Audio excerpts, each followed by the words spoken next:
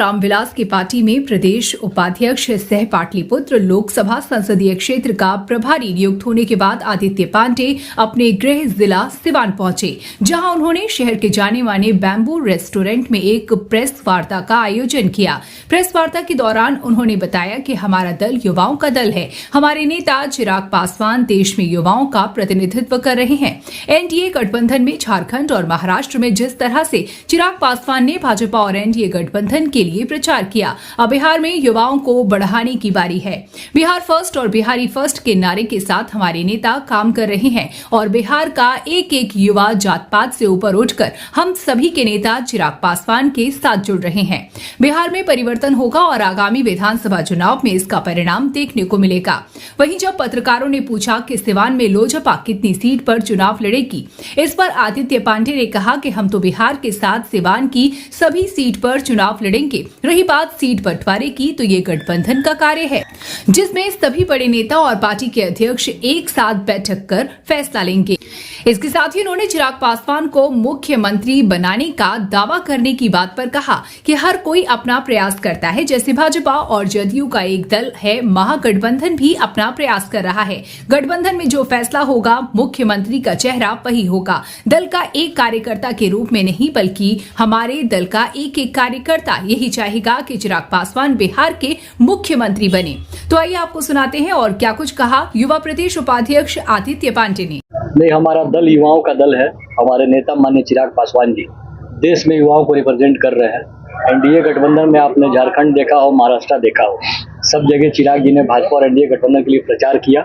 बिहार में भी अब युवाओं को बढ़ाने की बारी है और बिहार फर्स्ट बिहारी फर्स्ट के नारे के साथ, इस विजन के साथ हमारे नेता काम कर रहे हैं और बिहार का एक एक युवा जात पात से ऊपर उठकर हमारे नेता के साथ जुड़ रहा है और निश्चित बिहार भी ये परिवर्तन देखेगा। चिराग जी सबसे बड़े नेता है और इसका परिणाम आगामी विधानसभा चुनाव में सब देखेंगे।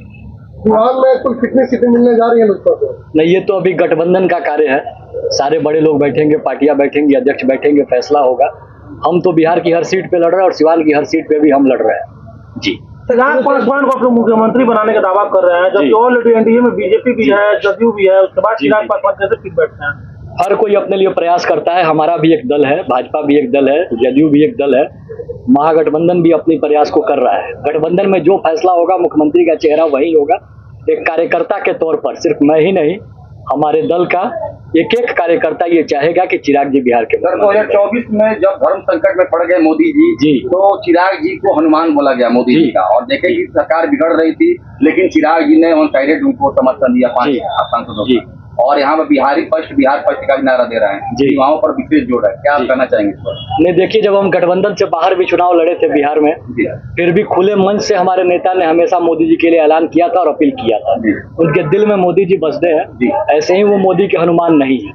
बिहार चुनाव लोकसभा के दौरान आपने कई मंचों पर देखा होगा जहां माननीय प्रधानमंत्री ने कितनी मजबूती से हमारे नेता का समर्थन किया। ये बताने के लिए काफी है कि वो मोदी जी के हृदय में कैसे बसते हैं और हमारे नेता के हृदय में मोदी जी का क्या स्थान है। आखिरी सवाल, लगातार आपने सामाजिक कार्य किए हैं, नन्हे कदम से आपने बहुत समाज के कार्य किए हैं, अब पार्टी की जिम्मेदारी मिल गई है तो कैसे से निभाएंगे? नहीं, संगठन है, संगठन में तमाम लोग जुड़े हुए हैं, कार्य कभी नहीं रुकेंगे। दोनों का ही पर्याय है जनसेवा और इसमें हम और मजबूती से काम करेंगे। पार्टी से जुड़ने से और मजबूती मिलेगी, नेता का साथ मिलेगा और कार्य होगा। नहीं, ऐसी कोई चर्चा तो हमारे दल में अगर कोई भी कर रहा है कि हम यहाँ से चुनाव लड़ेंगे, वहाँ से चुनाव लड़ेंगे, तो ये उनका निजी मामला हो सकता है। आखिरी फैसला हमारा संसदीय बोर्ड और हमारे अध्यक्ष लेंगे। हमारी पार्टी जो जिम्मेदारी देगी, अगर हमें कार्यालय खोलने बंद करने का भी कार्य मिलेगा तो मैं अपने नेता के साथ एक मजबूती से खड़ा हूं कि मैं वो भी करने को तैयार। क्या लग रहा है 2025 का विधानसभा चुनाव जी सिवान में कुछ आएगा चिराग पासवान जी के हाथ? निश्चित आएगा, क्यों नहीं आएगा। गठबंधन के लोग बैठेंगे, हम निश्चित चाहेंगे अधिक से अधिक सीटें लड़े, सिवान में भी लड़ेंगे। सिवान भी बिहार का ही भाग है, अलग तो है नहीं। जिस तरह चिराग पासवान को बीजेपी का हनुमान कहा जाता है, उसी तरह आदित्य पांडे को चिराग पासवान का हनुमान कहा जाता है। तो क्या माना जाए कि आने वाले विधानसभा चुनाव में चिराग पासवान अपने हनुमान को विधायकी के चुनाव में उतारेंगे? नहीं, हनुमान को अगर कुछ नहीं मिलता फिर भी उनके हृदय में राम ही बसते थे। ठीक कुछ नहीं प्राप्त होने पे मेरे हृदय में माननीय चिराग जी बसते रहेंगे। ये माना जाए कि 2025 का विधानसभा चुनाव जो है आदित्य पांडे लड़ेंगे? नहीं, कोई भी राजनीति में संत नहीं है, कोई भी राजनीति में संत नहीं है।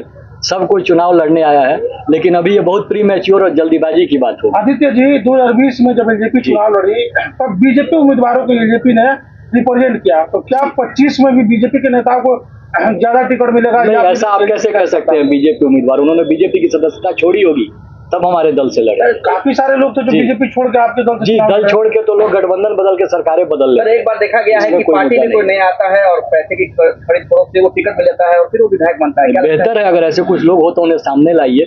ये हमारे नेता की छवि को बदनाम करने का हार्दिक प्रयास पांडे जी, है। आप आप युवा हैं। देखते होंगे हम 100% स्ट्राइक रेट वाले नेता है हमारे।